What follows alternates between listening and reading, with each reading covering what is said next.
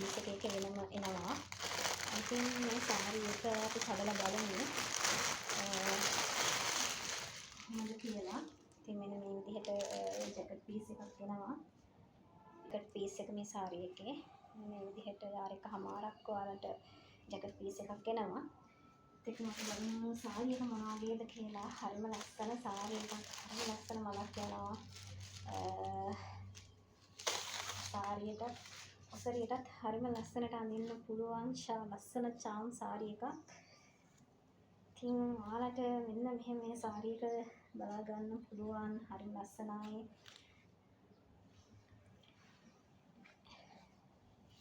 මේකත් තියාර 6ක් දිග තියෙනවා.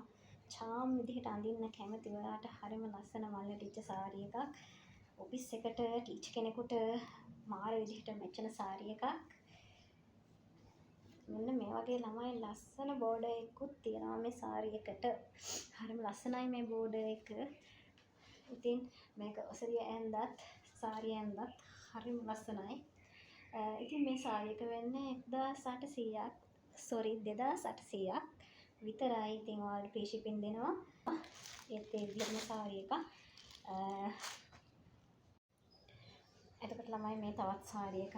මේක වැලන්ටිනා. මේකට සිල්ක් බතික් එක.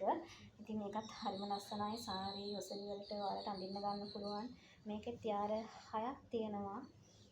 මෙන්න මේ විදිහට තියාර 6ක් තියෙනවා. මේකටත් ජැකට් පීස් වෙනමම ඇවිල්ලා තියෙනවා. මෙන්න මේක ඇවිල්ලා ජැකට් පීස් එක. මෙන්න මේකෙන් ඔයාලට ජැකට් මහ ගන්න පුළුවන්. මේකත් හරිම සොෆ්ට් ඇඟට කඩා හැරෙන සාරියක්. හරිම ලස්සනයි. ඉතින් ඔයාලට මේකක් ගන්න පුළුවන්. මේකක මිල වෙන්නේ 3500යි. සොෆ්ට් හරිම ලස්සනයි. හරිම ලස්සන කලර් එකක් එක. ඇඳහම මාරම ලස්සනයි මේක. ඇඳහම මාරම ලස්සනයි මේ කලර් එක. හරිම ලස්සනට තියෙනවා.